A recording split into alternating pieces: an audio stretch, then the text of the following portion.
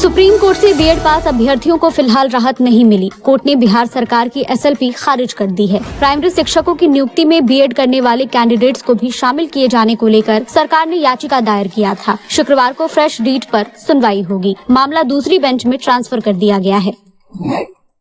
ब्राह्मण ठाकुर कंट्रोवर्सी के बाद बाहुबली आनंद मोहन आरजेडी सुप्रीमो लालू यादव का साथ छोड़ सकते हैं। पत्नी लवली आनंद और छोटे बेटे अंशुमन के साथ पूर्व सांसद जेडीयू में शामिल हो सकते हैं। 5 अक्टूबर को मुख्यमंत्री आवास पहुंचकर उन्होंने सीएम नीतीश कुमार से मुलाकात की थी।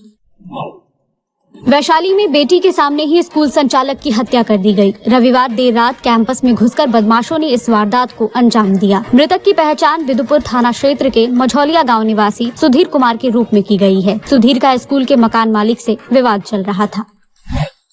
सीएम नीतीश कुमार की जीवनी पर लिखी गई किताब केंद्र सरकार जब्त करवा रही है। जेडीयू प्रवक्ता नीरज कुमार ने ये गंभीर आरोप लगाया है। उनका कहना है कि दिल्ली के पत्रकार उर्मिलेश के घर से जांच एजेंसी के अधिकारी जबरन किताब उठा ले गए। 20-25 आदमी उठा करके ले गए। हमको खुद पता नहीं है कहाँ ले गए। समस्तीपुर में बिजली कटौती से नाराज लोगों ने एक कर्मचारी को अगवा कर लिया। उसकी आंखों पर पट्टी बांधकर अपने साथ ले गए। रात भर उसे एक अंधेरे कमरे में रखा गया। राजेश को सुबह 9 बजे छोड़ा गया। बिजली कर्मी के अपहरण से गुस्साए कर्मचारियों ने आधे शहर की पावर सप्लाई काट दी। सीएम के जनता दरबार का लाइव प्रसारण नहीं किया गया। सोमवार को ऐसा पहली बार हुआ जब सोशल मीडिया प्लेटफॉर्म पर इसे नहीं दिखाया गया। कोरोना पीरियड से ही इसको ऑनलाइन किया गया था। बताया जा रहा है कि तकनीकी खराबी की वजह से कार्यक्रम का सीधा प्रसारण नहीं हो पाया। सिवान में गर्लफ्रेंड से मिलने पहुंचे एक युवक की लड़की के परिजनों ने लाठी डंडे से पिटाई कर दी। दिन भर उसे बंधक बनाकर रखा। शाम को ग्रामीणों ने दोनों की शादी करवा दी। नालंदा में पॉकेट मनी नहीं मिलने से नाराज युवक ने खुद के अपहरण का ड्रामा रच डाला। परिजनों को व्हाट्सएप के जरिए फोन करके उसने 80,000 रुपए फिरौती मांगी। परिजनों ने किडनैपिंग का केस दर्ज करवाया। पुलिस ने जांच शुरू की तो पूरे मामले का खुलासा हो गया। पटना के फुलवारी शरीफ में एक कार नहर में गिर गई। हादसे में एक व्यक्ति की मौत हो गई। 3 को बचा लिया गया। ये दुर्घटना जानी थाना क्षेत्र के गाजाचक मोहम्मदपुर हनुमान मंदिर के पास हुई। मधुबनी में रविवार रात कारोबारी राजकुमार के घर डकैती से पूरे इलाके में हड़कंप मच गया। पुलिस मौके पर पहुंची तो डकैतों ने बम फेंकना शुरू कर दिया। एक होमगार्ड समेत 5 लोग घायल हो गए। वारदात के बाद गुस्साए लोगों ने सड़क जाम करके विरोध प्रदर्शन किया। नवंबर में मध्य प्रदेश, राजस्थान, छत्तीसगढ़, तेलंगाना और मिजोरम में विधानसभा चुनाव होंगे। मिजोरम में 7 नवंबर और मध्य प्रदेश में 17 नवंबर को वोटिंग होगी। छत्तीसगढ़ में 2 फेज में 7 नवंबर और 17 नवंबर को वोटिंग होगी।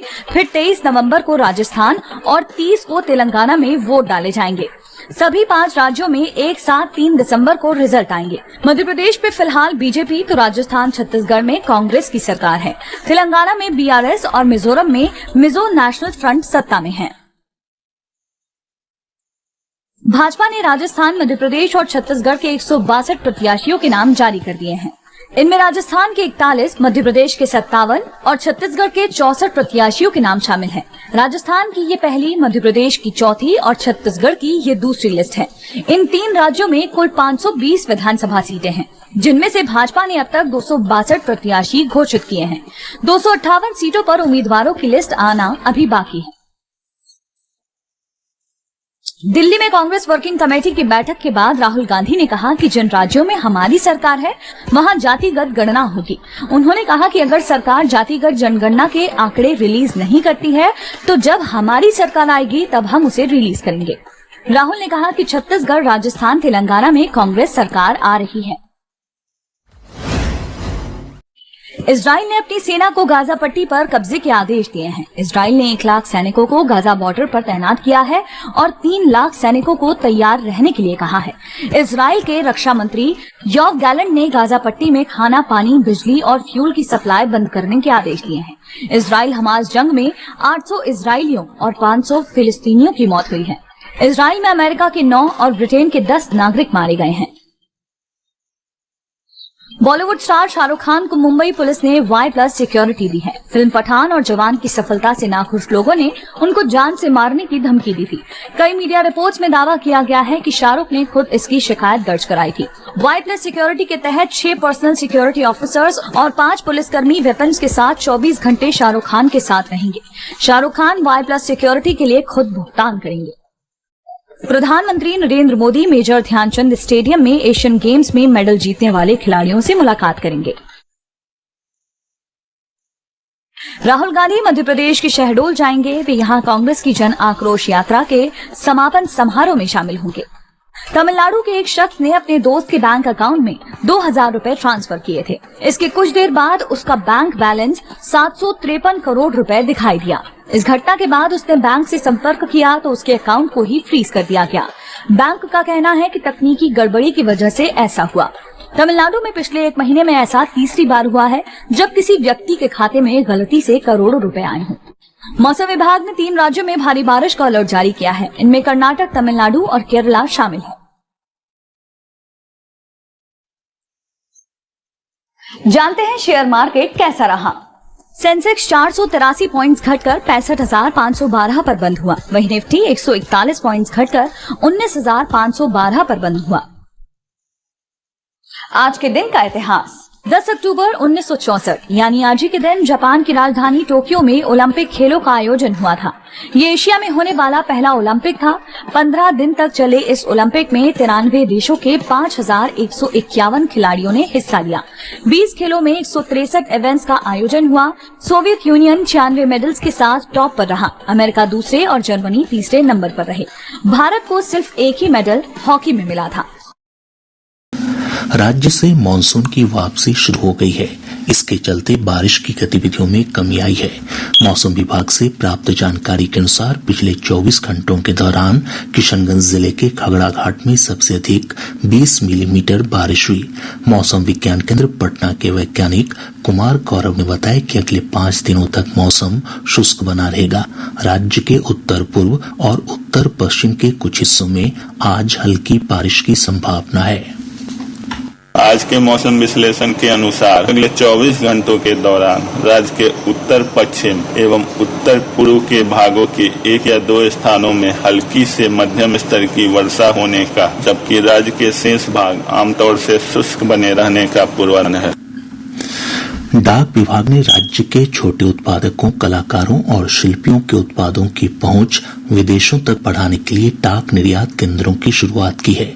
बिहार सर्किल के post master general Parimal Sinha ने बताया कि अभी पटना, मुजफ्फरपुर, भागलपुर, गया और कटिहार के अलावा राज्य के 44 छोटे बड़े डाकघरों में यह सुविधा उपलब्ध है। श्री सिन्हा ने बताया कि विदेश व्यापार महानिदेशालय की मदद से इसे संचालित किया जा रहा है। मधुबनी जिले के साहर घाट में डकैतों की गोलीबारी और बमबारी में पुलिस के 2 जवान घायल हो गए। लूटपाट के दौरान डकैतों ने घर के 5 सदस्यों को भी चाकू मारकर घायल कर दिया। प्राप्त जानकारी के अनुसार एक जवान को बेहतर इलाज के लिए मधुबनी भेजा गया है। डकैतों ने व्यापारी के घर से करोड़ों रुपए की संपत्ति भी लूट ली। पुलिस ने बताया कि लगभग 50 की संख्या में आए डकैतों ने घटना को अंजाम दिया। नालंदा जिले के चिकसौरा थाना क्षेत्र के मिर्जापुर गांव में पुलिस ने छापेमारी कर एक मिनीगन फैक्ट्री का खुलासा किया है। मौके से भारी मात्रा में निर्मित अर्धनिर्मित हथियार और हथियार बनाने के उपकरण बरामद किए गए हैं। फैक्ट्री संचालक को गिरफ्तार कर लिया गया है। पूर्णिया मेडिकल कॉलेज अस्पताल में एमबीबीएस की पढ़ाई आज से शुरू हो गई है। पहले बैच में 96 छात्रों ने नामांकन लिया है। आज मेडिकल कॉलेज अस्पताल में एप्रॉन सेरेमनी का आयोजन किया गया। कॉलेज के प्राचार्य ने बताया कि सीमांचल के इस पहले सरकारी मेडिकल कॉलेज में 600 बेड की क्षमता है। साथ ही सभी अत्याधुनिक सुविधाएं भी उपलब्ध हैं। पूर्व मध्य रेलवे ने त्योहारों को देखते हुए पटना और गया से आनंद विहार के लिए स्पेशल ट्रेन चलाने का फैसला किया है।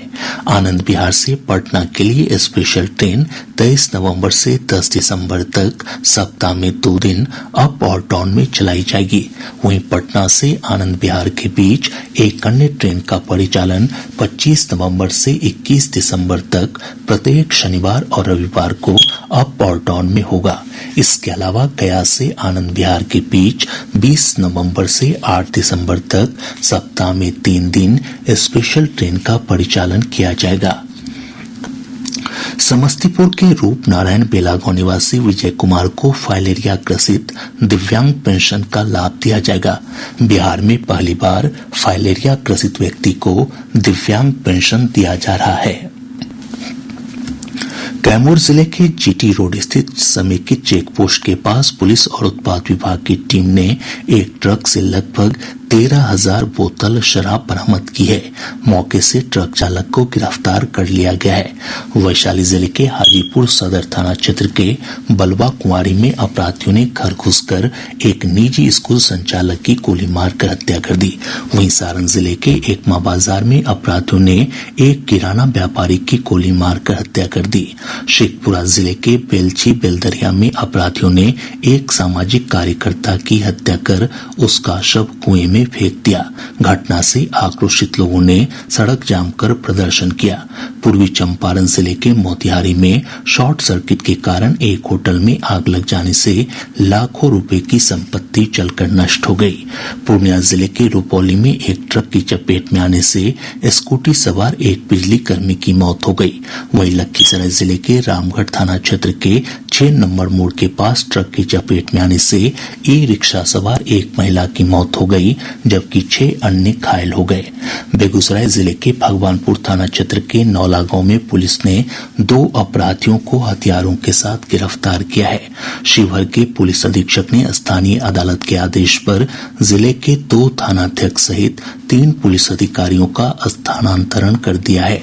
पूर्वी चंपारण जिले के पनकटवा स्थित किसान भवन में एसएसबी की ओर से मेरी माटी मेरा देश अभियान का आयोजन किया गया। सुप्रीम कोर्ट ने बिहार सरकार द्वारा प्राथमिक शिक्षक नियुक्ति प्रक्रिया में बीएड डिग्रीधारी अभ्यर्थियों को फिलहाल राहत दिए जाने से इनकार कर दिया है।